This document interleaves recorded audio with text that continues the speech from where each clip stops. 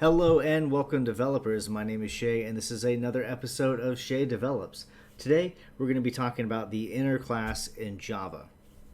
Now, an inner class in Java is just a class written within a class, and they can help you do quite a bit, especially if you don't really need to create and extend like a parent to child relationship. But it kind of still has that same relationship. Just we're doing it all within one class, rather than having another class that extends a child class. So if we're going to go ahead and start this, we're going to create a new class. I'm going to call it outer, just so you guys can understand the relationship between this, the outer and the inner class, and how the two work together. So we're going to create an outer, make this a little bigger here, and we're going to give it a field, just one field, private string name, create our constructor. And this should all be familiar to you guys if you all have watched my video on classes and getters and setters. So far, like I said, none of this should be, like I said, new, but I just quickly created my getter, a constructor, and gave it a field. And then now we're going to go here and create our inner class by doing public class. We're going to call it inner, and we're going to go ahead and give it a field as well, private int age. We're going to make it like a person, and we're going to go ahead and create our constructor and getters and setters for this class as well. So as of right now, we can come in here to our main, and we can create, or we can declare and then instantiate our outer class equals new outer, give it a name, call it Timmy, and right there we have we've instantiated our outer class.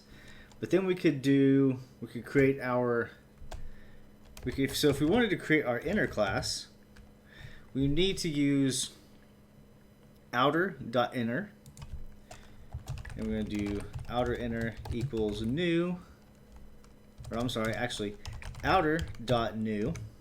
You notice that distinction there, because we're creating the class, or the instantiating the inner class. We're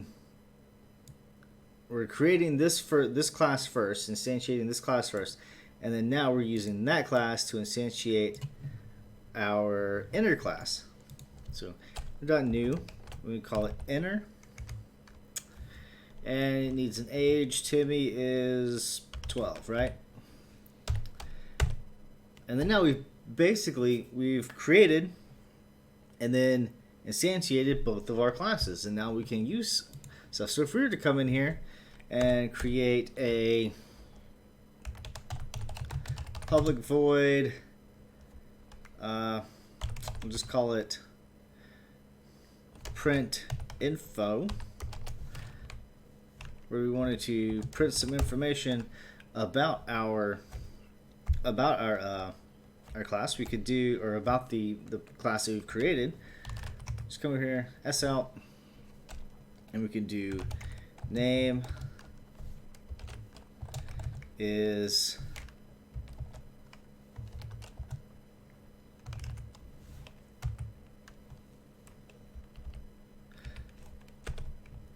age. But first we would have to actually come in here and create our inner class. So the inner equals new inner, and say we give it an age of 36, right? So now we'd have to do inner dot get age to make that work. So now if we come over here and we want to output outer, well, let's get that to line up there.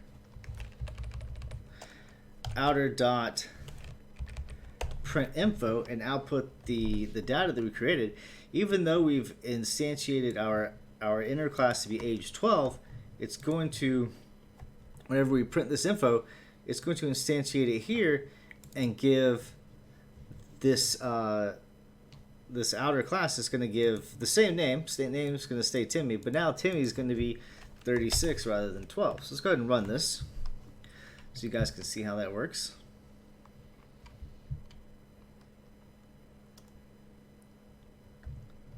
Okay, so you got Timmy is 36. But if we were to try to do this without instantiating this class, like say if we wanted to get rid of this, it just wouldn't work. We would have an error, and that just it just wouldn't be good. So if we want to come down here and do public void print inner info, and now we want to print the info from our inner class, we could actually output the age or output the name,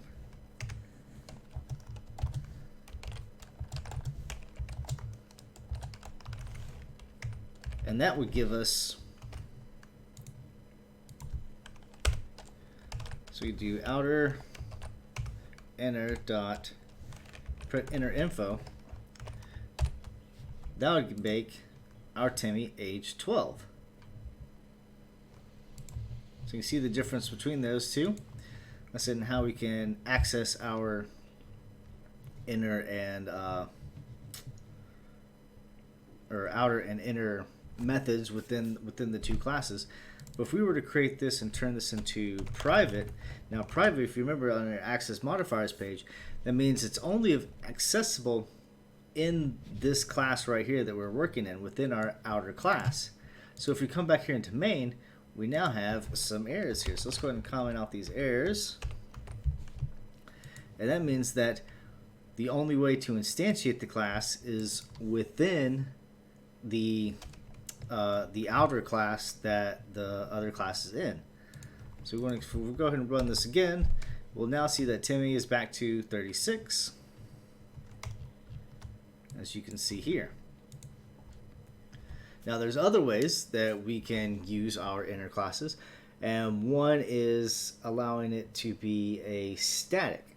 Now static, if you watch the video on that one, and I've got a few videos, if you watch the video on that, static allows us to instantiate our class or a method or whatever it is without actually having to declare and instantiate the parent class, or without having to instantiate the class at all. So if I wanted to change this from private back to public and give it the keyword static here, we could then, oh, we got an error here because of name, because this is now static and it will not allow us to do this. So we could do, instead of static, we could just do get name,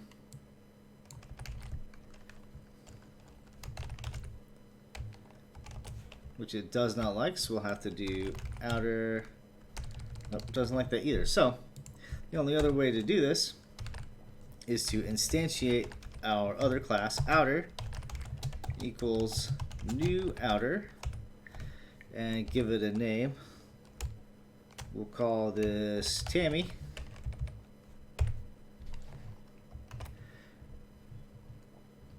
And then now we could come in. Oh, doesn't like this because we need to add the outer. There we go. And we could actually now use outer.name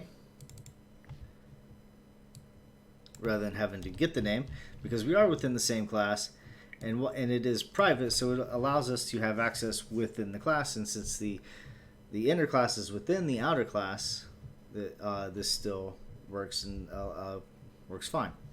So if we now go back to our main.java, we're going to output our print inner info. But remember now that we created it as static, so whenever we do this, we could actually get rid of these, or at least comment them out, and we could instantiate our inner class. So if we want to just do like inner, we still have to use the outer.inner because it was coming from this class still, but it is static, so we don't have to instantiate our outer class. So we'll call it inner static, equals new outer dot inner, and we'll pass it the age of 15, and then we have this print inner info that we can run. So we can go inner static dot print inner info, and then now, because we said that it was static, we can now run this, and Tammy will be 15.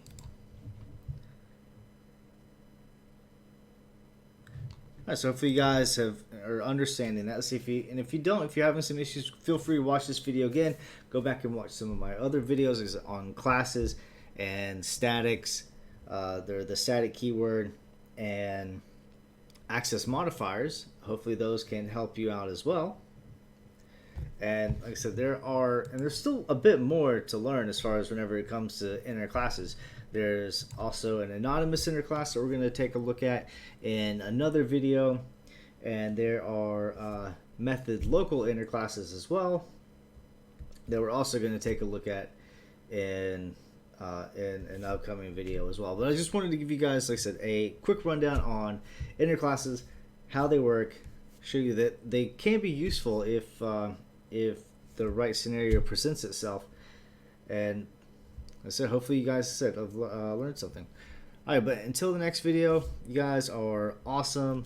Hopefully you leave me some love down in the comment section, or some hate, whatever it is. Like, comment, subscribe. Tell me what you guys are working on. Tell me what you're trying to learn about. We're going to be starting a new series on Java FX very soon, and that is creating a instead of these command line applications that we have here, we're going to actually be creating a GUI application, which is a graphical user interface, where we'll actually have buttons and stuff that you can see, and it'll run like a normal or like a program that you might be more used to. All right, but until then, let's say hit the notification icon. Tell me what you guys are working on. Y'all are awesome, and I'll see y'all in a new and upcoming video. Peace.